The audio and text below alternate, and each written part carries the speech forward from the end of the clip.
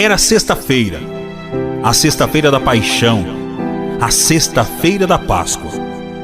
O Sinédrio já havia condenado Jesus na noite anterior por 2 gravíssimos crimes: blasfêmia contra Deus e conspiração contra César.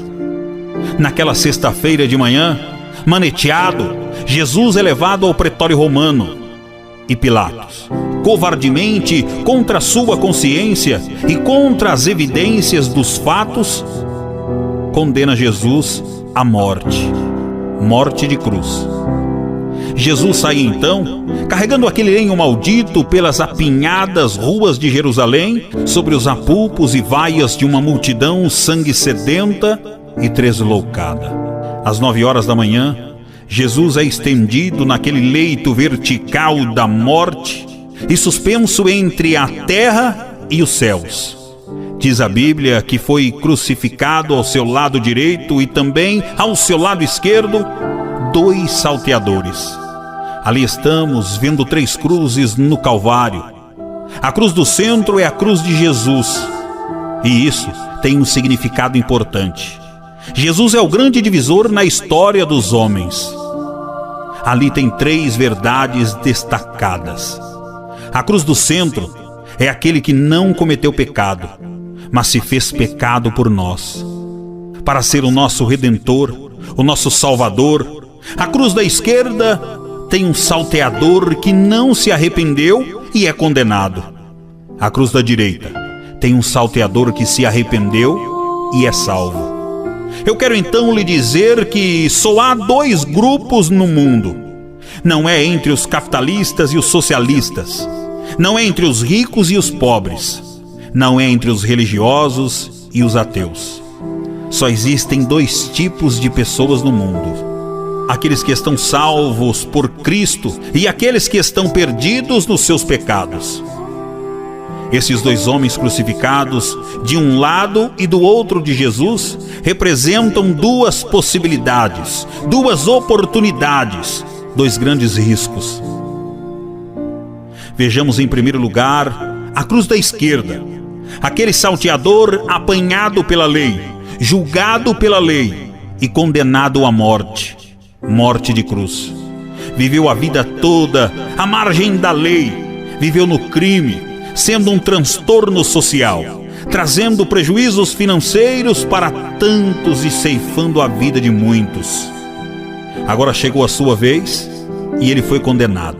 Mas na última hora da vida, no apagar das luzes da sua história, seu coração não se rende, seu coração não se dobra, ele não se quebranta, ele não se humilha, ele não se arrepende. Ao contrário, ele quer que Jesus Cristo desça da cruz para salvá-lo. Mas ele quer, na verdade, se livrar não pelo pecado, mas pelas consequências do seu pecado. Ele não demonstra qualquer arrependimento, ele não demonstra qualquer sensibilidade espiritual para rogar a Jesus. Na última hora da vida, perdão pelos seus pecados, ele está perto de Jesus, ele está vendo Jesus e clama Jesus, mas ele não é salvo, ele não é perdoado e se perde na última oportunidade da sua vida. Talvez você também, perto de Jesus, talvez você nasceu no lar chamado cristão, vive num país chamado cristão, talvez você tenha uma Bíblia em casa, talvez você já escutou tantas mensagens, talvez você conhece toda esta história de amor de Deus e da morte substitutiva de Cristo na cruz por você, mas seu coração continua duro, sua alma continua fechada, você está resistindo ainda hoje à graça de Deus. Talvez você esteja no limiar da sua vida, no apagar das luzes da sua história, e você ainda mantém-se incrédulo, duro, insensível à voz da graça de Deus.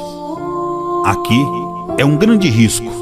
Aqui é um grande perigo, o perigo de uma condenação eterna. Mas a cruz à direita também tem um salteador. Ele viveu à margem da lei, cometeu crimes, foi apanhado pela lei, foi julgado, foi condenado e está à beira da morte. Mas quando ele está na cruz, ele escuta Jesus no topo do Calvário. orando e dizendo: Pai, perdoa-lhes, porque não sabem o que fazem. Certamente esta palavra toca o coração deste homem, e ele então se volta para Jesus, reconhece que Jesus é o Filho de Deus, reconhece que Jesus não cometeu pecados, reconhece que Jesus é o Rei dos Reis, e diz: Senhor, lembra-te de mim quando vieres no teu reino. E Jesus diz para ele: em verdade te digo que hoje mesmo estarás comigo no paraíso. Compartilhe esta mensagem com todas as pessoas que você ama. Isso nos ensina algumas verdades importantes. Primeira, a salvação não é pelas obras. Aquele homem viveu a vida toda à margem da lei como um salteador. Não foi por mérito que ele foi salvo. Ele não tinha mérito algum. Segunda, a salvação pode ser alcançada no momento em que você se voltar para Deus. Aquele homem estava no finalzinho da vida, mas ainda aproveitou a oportunidade de se render a Jesus Cristo. Terceira, a salvação pode ser apropriada imediatamente. Você pode desfrutar dela no leito de um hospital, numa UTI de um hospital. Na hora mais crucial da sua vida, Jesus Cristo diz: hoje mesmo estarás comigo no paraíso. Eu quero dizer para você que não importa quem é você, quão longe você tenha andado de Deus, quão profundo você tenha caído, quão desesperadora é a sua situação hoje, se você se voltar para Jesus e Ele perdoa os seus pecados. Ele dá a você vida eterna. Ele dá a você a segurança que você está salvo. Hoje mesmo estarás comigo no paraíso. Que verdade gloriosa!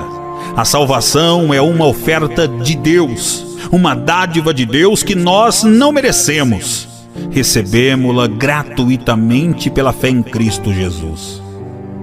Então, não importa quem você é, onde está você, como está você, agora mesmo, se você se voltar para Jesus, Ele também oferece a você este glorioso presente, o presente da vida eterna. Você já se apropriou da vida eterna? Você tem certeza de que se você morrer hoje, estará com Deus no paraíso? Com Jesus Cristo no paraíso? Você tem a convicção de que seus pecados já foram perdoados? Que seu nome está escrito no livro da vida? Que você tem dentro de você a marca de Deus, o selo do Espírito Santo? Agora mesmo você pode fazer esta mais importante decisão da vida, porque hoje é o dia oportuno. Agora é o momento da sua salvação. Quando chegar em um lugar chamado Calvário, ali crucificaram bem como...